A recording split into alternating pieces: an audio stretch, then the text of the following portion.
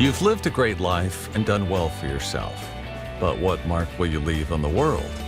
How will you inspire future generations? Stan Miller and Katie Beth Hand have helped thousands of people answer exactly those questions. If you've ever wondered, what will be my legacy? You're in the right place. Welcome to the Your Life, Your Legacy podcast. Now, here are your hosts, Stan and Katie Beth. Welcome back to the Your Life, Your Legacy podcast with your hosts, Stan Miller and Katie Beth Hand. Today, we have several guests on our show you won't want to miss. We have the Director of Marketing and Business Development, Annie Tyler, and founding partners of the Norton Basu law firm, Zakiya Norton and Somita Basu. It's so great to have you guys on the show. Thank you so much for joining us today. Thank you so much for having us. Absolutely. Absolutely. Okay, so Annie, I'm going to start with you with questions for you. So you serve as the Director of Marketing and Business Management for Norton Basu. Tell us a little bit about what your role entails and what is unique about what you do. Okay, well, thank you. It's business development. So that means bringing in business, which means, in my mind, primarily building relationships. There's marketing, there's advertising, but there's nothing as solid as word of mouth, a personal recommendation from an individual or a professional. So in my mind, that primarily means connecting with people in law, tax, finance, real estate, and related industries in Silicon Valley and throughout California. And I typically do that by expanding my sphere, but also primarily by helping others who then I hope opt to help us. Gotcha. That's great. Okay. So Somita and Zakiya, tell us a little bit about your law firm is very unique in that it's a minority woman-owned law firm. Tell us a little bit about what made you guys decide to create this law firm, what type of clients you typically help, and what your mission and really eventually your legacy, what you hope your legacy will be through this law firm that you created. Well, I'm to blame for us going into estate planning. I will say that, and for starting our firm. It was something that I had been thinking about for some time and just didn't want to do it on my own and didn't really have the right partner yet. And I happened to meet Somita while we were both doing some pro bono work for a legal aid organization in San Jose. She was coming here to California for the first time from Singapore.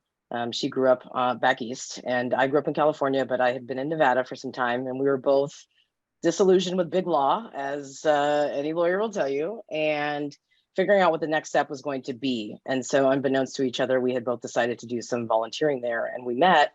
And 3 months later, we started our firm. And it really just took me looking at her one day and saying, "Hey, have you ever thought about going out on your own?" And her eyes just went so big.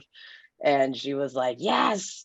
And the rest is history, as they say. And so I think the reason that it has really worked for us is that, we weren't friends when we started. We were just people who had worked together. So we saw how each other worked. And I think it was really obvious that, we had a lot in common. And we were just different enough that we balanced each other out in the ways that you kind of need for a partnership like this. And so we started our firm, became friends, became best friends, and now I think we're codependent for life. And that's kind of how it works. And we were very intentional, at least I was, about estate planning, because I felt like it was a really interesting area of law, which I had convinced her that it was going to be an interesting area of law, but now I would say she agrees. And just that there aren't a lot of lawyers in this space in estate planning that look like us. And so that gives us a unique opportunity to help a lot of people that otherwise may not feel comfortable having those kinds of discussions. And so, we're in a really unique space. We have lots of different clients, right? Being in Silicon Valley. And I think, there's a lot that we get to bring to the table because of the backgrounds that we have and the experiences that we've shared together and, the lives that we lived before we came together and started this firm. That's great. Somita, do you have anything to add to that? That was a very great overview for us, Zakiya. So thank you for that. I think it's really important that if you're going to start a business of any kind, it's important to know the values of the person that you're starting the business with. And even though I didn't know Zakiya personally like that well, when we started the firm, I knew what her values were, and I knew her ethics and her principles when it came to practicing law. And that was what was the most important thing. And then everything else grew out of that organically. But that was always, we were always on the same page on that, on those issues. And I think that's what's made the foundation of the partnership so strong through the last 9 years. That's great. Stan, I know you're brimming with questions. What questions do you have? So, Somita, what do you do? Zakiya is an estate planner. Do you do that also? I do some estate planning, but I mostly focus on the probate and trust administration side. So I'm going to court and getting people appointed and filing all the paperwork, and I manage that process. And then on the trust administration side, when somebody's passed away, the mom and dad have both passed, kids need to figure out what to do with the trust. There's a misconception, I think, in the general public that, oh, I have a trust, I don't need to do anything. But the California probate code specifically says that there are things that you have to do, down to the size of font on certain notifications. It's very specific, and the timings are very specific. So we help clients on that side. And on litigation cases, we kind of work on those together. The strategy is always the two of us discussing the strategy together on litigation. So I noticed on your website, I'm sorry, go ahead. I was just going to say that Somita is the rare attorney who likes math and likes numbers. So she actually has a degree when she went to college. That's what her degree was in, because the joke for all lawyers is that we went to law school because we don't want to do math. And here's Somita, who's like, hooray for math. And so she handles, that's why the probate and trust administration works so well with her, because she's so detail oriented, so organized, and she actually likes doing the accountings like that. She actually enjoys that, which I'll never understand. So I noticed on your website that you guys really made a point of talking about how you have designed, I would say, these are my words, not yours, but a unique client experience, in particular with respect to the post-death administration part, the trust admin part. Talk about that for a minute. That really intrigued me. Well, I think one of the things that's really important with trust administration is to understand the nature of the relationship between the beneficiaries and the trustors. And one of the things that, I think just about anybody who works in this area will tell you is, at some point it stops becoming about money and it becomes about trying to repair a relationship post-mortem. And that can lead to fighting. It can lead to hurt feelings. There are always things that come up that have really very little to do with the law and a lot to do with the family relationships. In most cases, it's families. And so we take a lot of time to kind of understand what's happening and anticipate where the problems are going to come from. And that's because we do litigate, we do go to court, we see what happens, we see which judges like this, which judges don't like that. And in general, what are the things that are being shot down and what are the things that are being approved? And so we try to keep all of that in mind when we're talking to somebody when it's a post-death, trust administration. Mom and dad have died. Was somebody living in the house with the last surviving parent? Was somebody taking care of them, had to quit their job? Very common.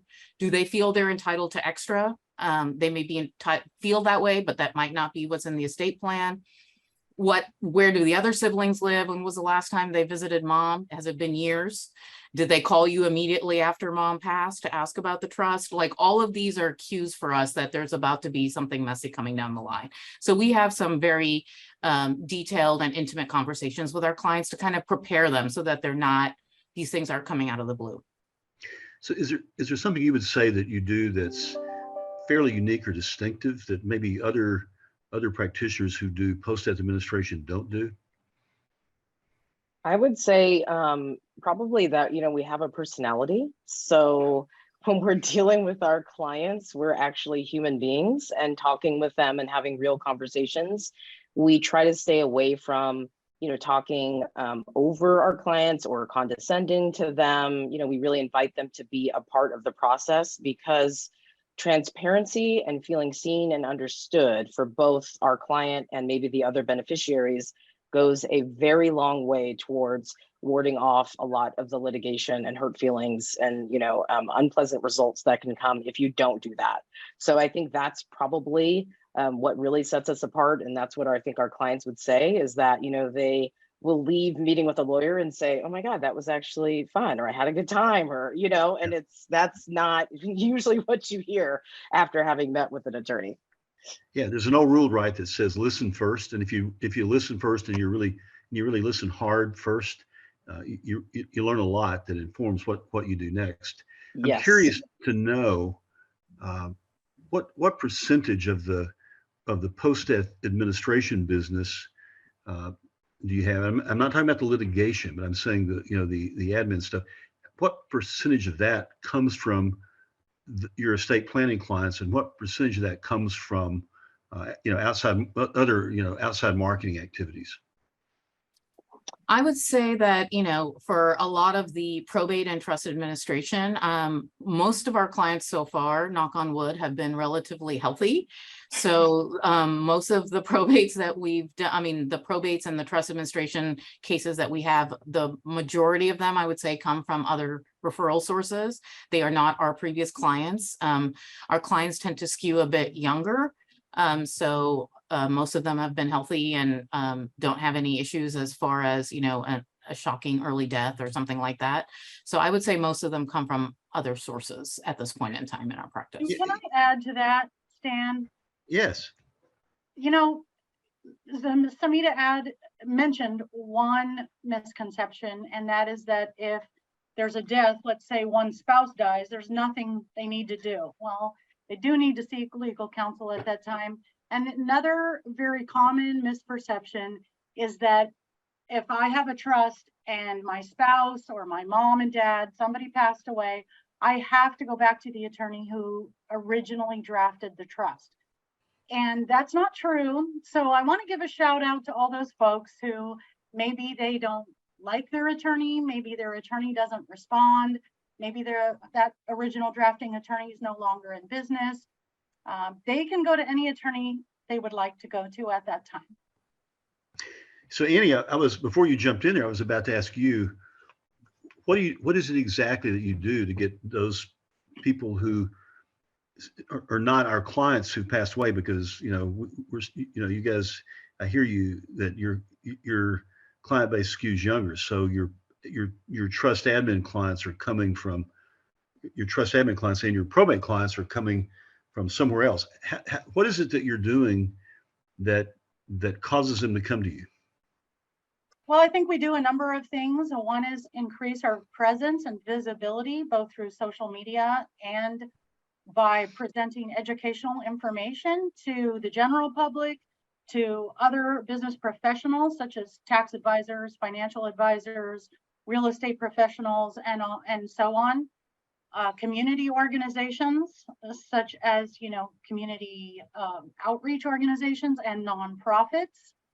We offer a lot of free education and presentation, and also Zakiya and Somita are very accomplished authors and interview guests, such as they are today.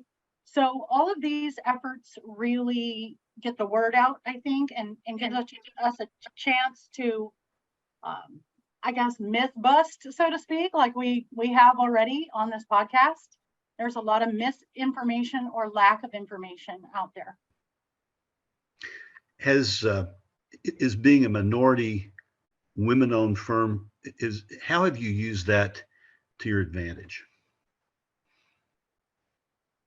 Well, that's a tricky one, right? I mean, I think it's always working for us and against us at the same time. So I think it works for us in that people who are looking for a different perspective, that, we're going to be able to provide that for them than what they might think of when they think of a lawyer. And so obviously we have a connection with those who come from more diverse backgrounds. And so we have a lot of clients, that feel comfortable having conversations with us, because for a lot of communities, Talking about death and taxes and money is very taboo.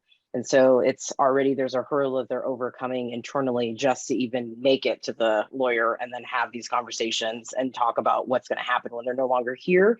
And so that's definitely easier for them to do when they're speaking with someone who they know understands, right, where they're coming from and understands what their values are. And so I think in that way, it's always working for us. And so I think, you know, as much as we can, we have done outreach within those communities because there's also just been a lack of information available to them. You know, that's one big thing overall, like Annie was alluding to, is this black box idea, you know, when it comes to lawyers and estate planning, you know, and we're doing all we can to kind of shine a light on everything and be transparent and get the information out there so that people are empowered and understand why it's important and then can make the decision to, you know, get it done and speak with an attorney to make that happen. Yeah. So how are you doing that? Is that speaking engagements, brochures, materials? Mm-hmm. Annie does all of those things for us. Yes. All of the above, Stan. All of the above. So I mean, we do seminars, right, for realtors, for financial advisors. We do them for attorneys as well. So we've done several CLEs for both through the CLA, which Somita was the chair of the solo and small firm section for the California Lawyers Association. So we've done some presentations there, and then also for the CEB, which is the Education Bureau in California that has most of the CLEs for attorneys. So we do, you know, kind of high level ones like that for other attorneys. And then, as Annie said, you know, we're always kind of pounding the pavement and spreading the word, because once you know, it's a very easy decision of what you need to do. Interesting. Well, I will say, I look at your website, and your website certainly communicates this feel to me that you guys come at this, you know, in a really different way, and I was impressed. Yes, Well, thank you. I agree with Stan on that. I love the website and just your approach to law in general, that you guys do a great job of proving that you're not just the typical, you even said on the website, we're not the typical old-fashioned law firm. We hold different values, we hold different priorities. It's not a lot of law firms that have their own values page. And so I love that you guys have that listed, how you don't talk down to your clients and all of those different things.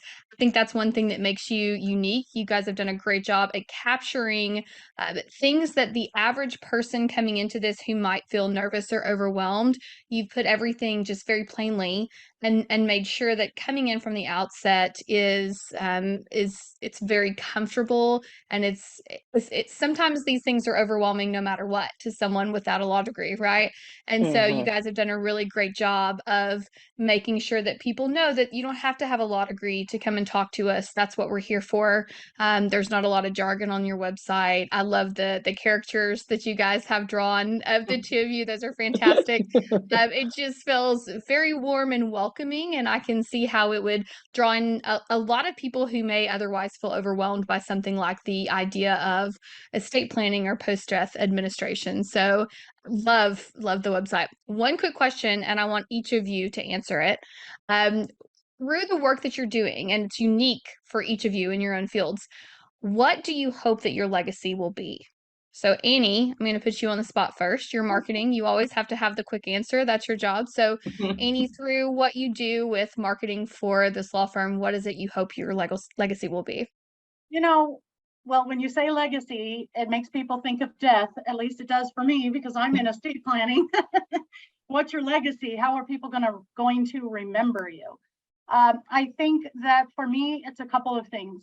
I want to send a couple messages to those in the business world and in the general public. And one of them is that for me, I do business from the heart.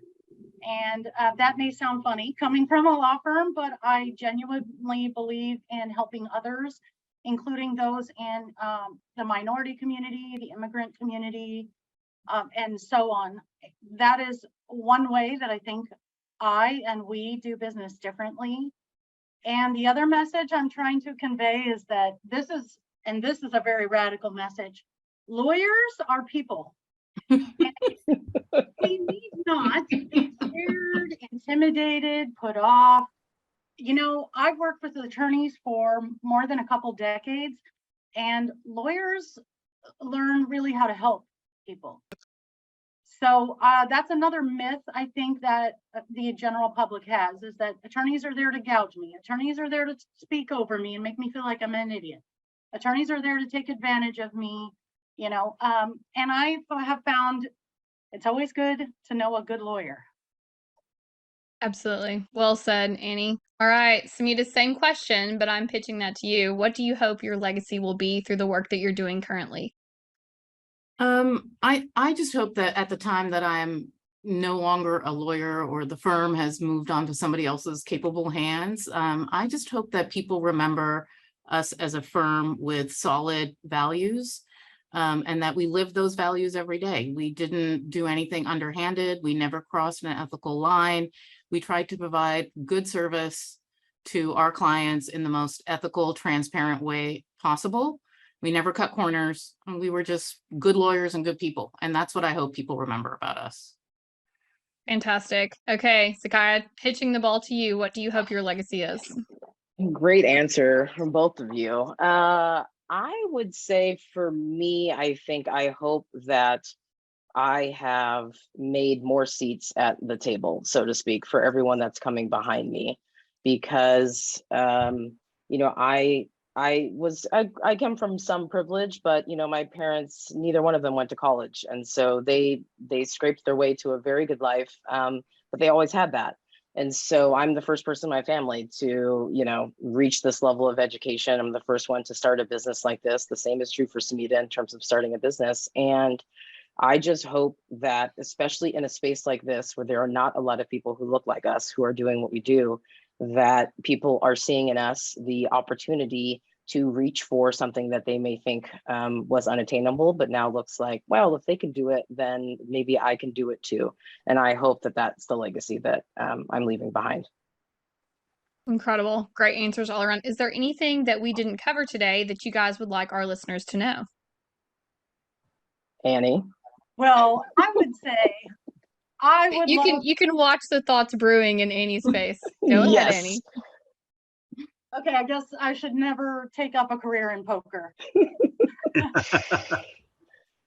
I would, if, you know, I want to speak for Zakiya and Somita, because it's a little less than modest, I guess, for them just to aggrandize themselves. But I will say they are excellent attorneys who take their work very seriously. Well, with humor, they take their work very seriously in terms of providing, you know, the very best legal counsel and guidance and product to their clients. And I see them do that quite honestly and sincerely on a daily basis. I know that there's a perception that, you know, some attorneys are out for the billing hours or out for their, you know, ego and to further their career. But I feel, and that's why I'm here, that the true goal is to provide estate planning education and estate planning advice, and then of course estate planning documents, and take them through the appropriate process at the appropriate time. And if there's been a death, or you're contemplating what would happen at your death, that's a difficult time. And they do an excellent job of compassion and counsel. That's fantastic. Well, go ahead. Does Sorry, anybody else have anything to add? I would just add something really quick at the end, just for everyone that's listening. We're Sure. always happy to be a resource. I think that's always something for, you know, kind of the partners that we work with, realtors, financial advisors, CPAs. They may not know an attorney that they feel comfortable just picking up the phone and saying, I've just got a real quick question. And, you know, that never bothers us. We're always happy to be a resource, you know, for anyone who's looking for that kind of advice. It doesn't hurt. We won't be offended. We'll let you know what the answer is, you know, and I hope people take advantage of that. That is fantastic. Well, thank you guys so much for being here. For all of our listeners, this is Annie Tyler, Zakiya Norton, and Somita Basu from Norton Basu Law Firm. We will link more information about them in the show notes. This has been the Your Life, Your Legacy podcast with your hosts, Stan Miller and Katie Beth Hand. We'll see you next time. Thanks for listening to the Your Life, Your Legacy podcast with Stan Miller and Katie Beth Hand. If you enjoyed the show, please rate, review, and subscribe on Apple Podcasts, Spotify, or wherever you get your podcasts. To find out more about Stan and Katie Beth, go to pinnaclelegacylaw.com. You can also find links in the show notes.